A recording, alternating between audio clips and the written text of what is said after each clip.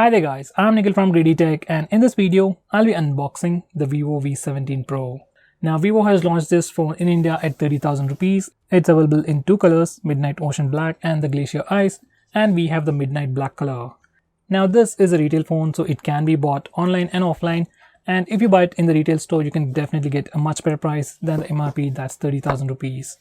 This phone has some pretty cool features. You got 4 cameras on the rear and 2 cameras for selfie, a normal selfie and a wide angle selfie. Besides that, we also got some new gaming mode features that we have seen on the Vivo Z1 Pro. So without any further delays, let's just go on with the unboxing. So guys, here's the box. This is the Vivo V17 Pro, and the box packaging or the entire UI or the design of the box itself looks pretty different from the previous iteration, that's the Vivo V15 Pro. At the top it says V17 Pro, that's all. Over here we have a quick preview of how the phone looks with that dual selfie camera pop out. And if you look at the side, we can also see the fingerprint scanner's location, so that's a pretty cool thing. Now over here we have the back look with 4 cameras and a complete phone if you look at the side. Now on the left side and right side we have Vivo IPL information, that's the title sponsor. That's same on left and right side. At the top and bottom it's pretty much plain. On the back we have some of the highlighting features, that's dual front facing camera, 4 rear cameras, 2x optical zoom, and finally over here we have the aspect ratio, that's 20:9. Now below that we have the regular specification, pricing information, and IMEI numbers. So let's just skip all that and go on with the unboxing. So here we have it. So once we open the box, we can see a plastic cardboard which is pretty big. Inside this box we have a lot of stuff. IMEI number sticker. Next we have a SIM card ejector, warranty information, and this is a quick start guide. Next we have the charging cable with a pretty different packaging. So here's the USB Type-C charging cable. And next we also get this hard bumper case, which I'll come back to in a minute. Now let me just put these things aside and come back to the phone. So here's the phone in plastic wrapping. Next we have a cardboard separator. Next we have an 18-watt fast charger. We will like to call it dual engine fast charging. And finally we have earbuds inside the box. Now these are the earbuds with an inline mic, and these earbuds do have a pretty unique shape. I'll let you know more about the audio quality in the review. So guys, these are all the contents of the box, there's nothing else. So surprisingly we also got free earbuds inside the box, so that's pretty cool. Now this is how the phone looks on the front, and this is how it looks on the back. Now let's have a quick physical overview and then check out the complete specifications. On the back, this phone has a 3D curved Corning Gorilla Glass 6 for protection, and even that is protected by a free screen guard that's pre-applied. This is something I really appreciate. Vivo does it for the front, and as it's giving us a glass on the back, they've also done it on the back. Now besides that, at the center top it says AI quad cameras, that's followed by the camera setup, which has 4 cameras and a single LED flash at the center, and at the center it has a Vivo branding. Now on the front you get a massive AMOLED display protected by a 2.5D curved glass. And even on the front, once again, we get a free screen guard pre-applied. Above the display, we have just the earpiece, and below the display, it's completely plain, and the chin is kinda small. It's not too small, not too big, it's kinda small. Now for the sides, on the right side, it is the power and volume buttons made of plastic. They're sufficiently elevated and have a nice clicky feel to them. At the top, it is a 3.5mm audio jack followed by the pop-up mechanism, housing 2 front-facing cameras or 2 selfie cameras, and that's followed by a secondary mic for noise cancellation. On the left side, it has just a single button dedicated for Google Assistant. Finally, at the bottom, we have the SIM card tray housing 2 nano SIM slots. There is no SD card support for this phone. Following that is a primary microphone, USB Type-C charging port, and the mono speaker. Now this phone has a thickness of 9.8mm and weighs 201 grams. And phone doesn't feel all that heavy either. It has a bit of weight to it, but phone doesn't feel all that heavy. Feels like a regular phone, but slightly on the heavier side. So guys, this is how the phone looks with the case on.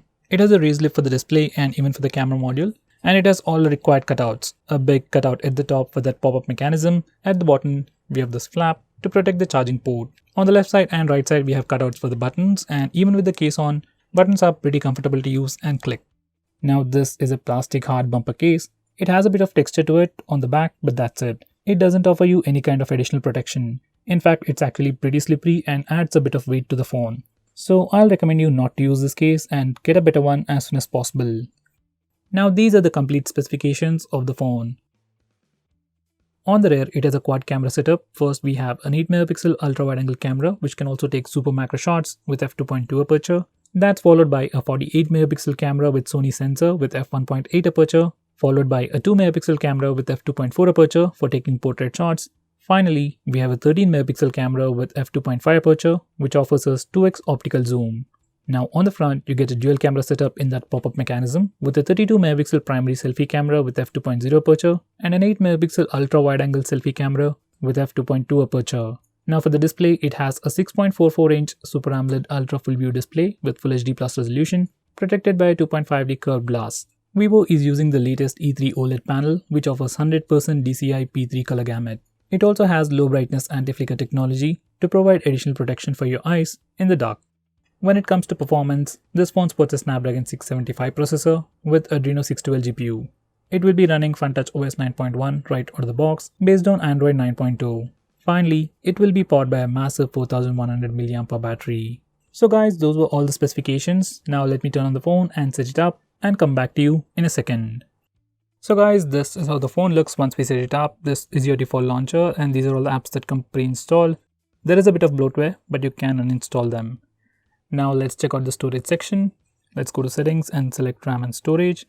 So out of that 128GB of storage, we get about 114GB of space free out of the box for your user apps and user data. And out of that 8GB of RAM, we get about 5.78GB of RAM free, which should be great for most people. Now let's check out the about section. So this phone is running FunTouch OS based on Android 9 and right now it has a August security patch. Now let's check out the camera interface. So this is the new camera interface for the Vivo V17 Pro. Right now this is the only phone that has it and with a future update, other phones like Vivo V15 Pro might get it. Now you can swipe left or right to switch between all these modes. I guess that's a new one. You can swipe left or right to do that. Now in the default photo mode, we get to see two new buttons, this one over here and over here. Now this button can be used to switch between the primary 48 megapixel camera and the 13 megapixel secondary camera with telephoto lens. So right now we are using the 48 megapixel camera, just click it to switch to the 13 megapixel camera with 2x optical zoom. Now if you want to use the wide angle camera, you have the toggle over here, just click that and then select ultra wide angle. And now this is the ultra wide angle camera, that's the first camera at the top. Now if you want to take macro shots, this is what you need to do.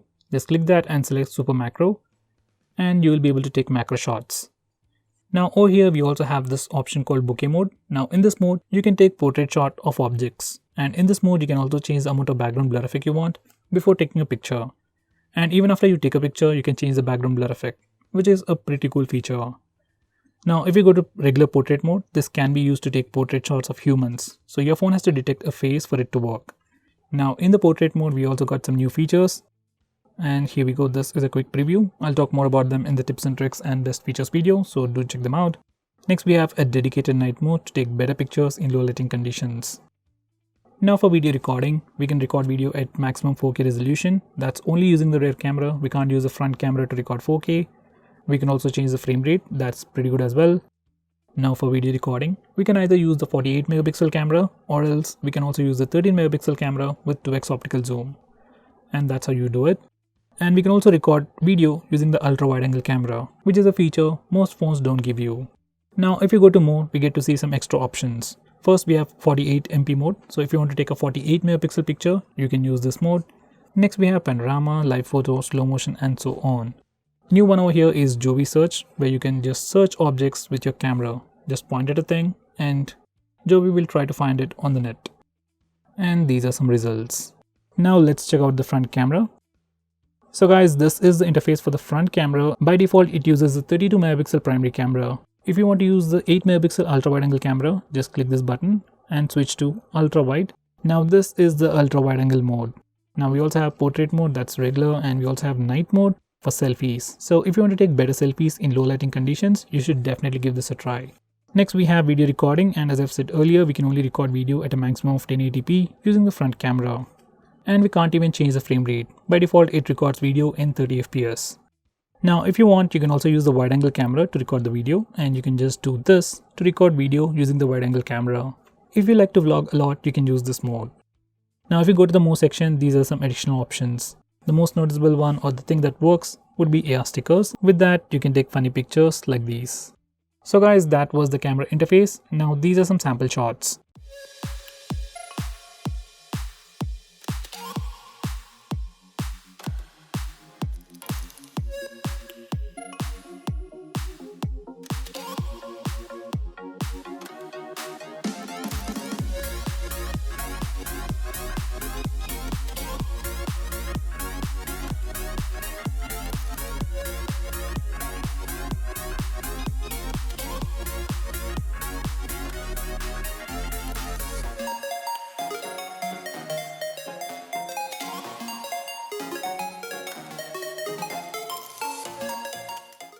Now let's check the speaker loudness.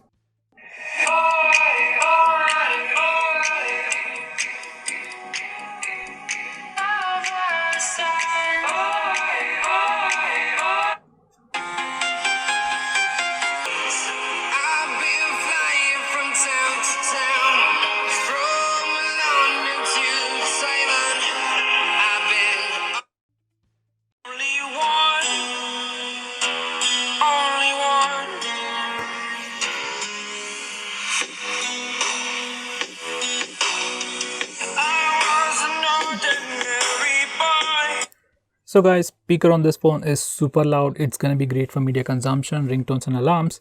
But most of the phones in this price segment already offer you stereo speakers, while this phone offers you only one speaker.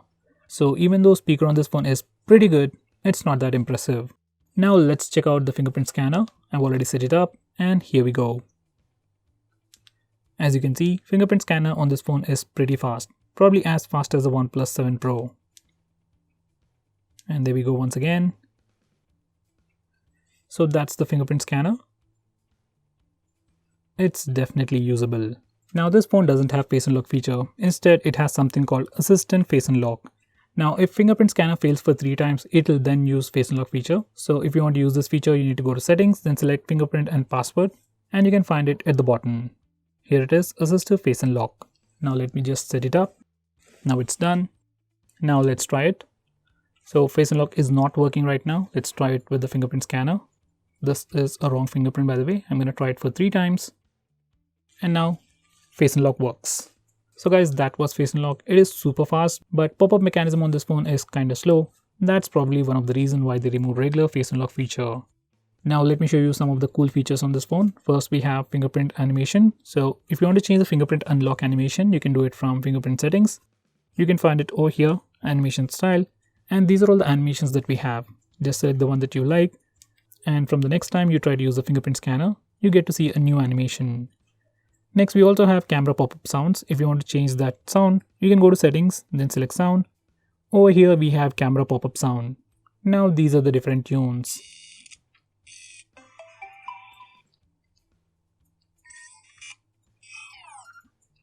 There we go.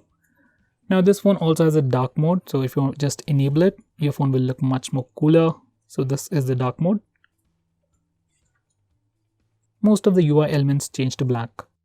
Now this phone also has a dedicated button on the left side for Google Assistant. Just click it once to trigger Google Assistant. You can also reconfigure this button by going to settings. Just go to settings, then select Jovi, and over here we have smart button. And these are the 3 options. We have single click, double click and long press. All this sounds great, but only Google Assistant is usable. Finally, this phone also has always on display. To enable it, go to settings, then select lock screen settings and enable always on display. And now whenever you lock your phone, this is what you see. Now before I conclude, these are the Antutu and Geekbench scores. So guys, this is the Vivo V17 Pro. On paper, it definitely looked impressive. It has 6 cameras on the whole, 4 on the back and 2 on the front. So it seemed like a pretty good phone. But if you look at the cameras, most of them are pretty useless, or should I say, they could have done a much better job. We get a 48 megapixel primary camera, that's pretty good. Next we have a wide angle camera, that's to be expected. Next we have a 13 megapixel camera with optical zoom, that's pretty good. But once again, they went with a 4th camera just for taking portrait shots, just for that depth effect. They could have used that 13 megapixel camera and be done with 3 cameras, but they just want to put in 4 cameras and brag about it. So there we go, we have 4 cameras on the back. And for selfies, they did give us 2 cameras on the front, that's pretty cool. You're getting a wide angle camera, but that's a different sensor and you won't get the same picture quality as the primary 32 megapixel selfie camera. So overall, cameras are good, but most of them felt unnecessary. And when it comes to performance, this phone has the same Snapdragon 675 processor seen in the Vivo V15 Pro.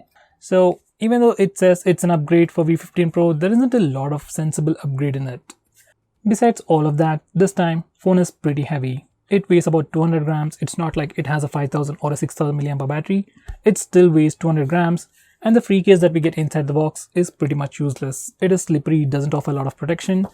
And I really don't know why Vivo had to launch this phone with nothing new to brag about. Or nothing really new to brag about. So guys, what do you think about this phone? Do you think it can give a tough competition to phones like OnePlus 7, Redmi K20 Pro? Do let me know by commenting below this video. If you're planning to buy this phone, use the link in the description. It always helps the channel. And if you want us to make any specific video, tweet out to us with the hashtag AskGreedyTech on Twitter and we will try to make it as soon as possible. I'm Nikhil from GreedyTech signing off. Have a nice day.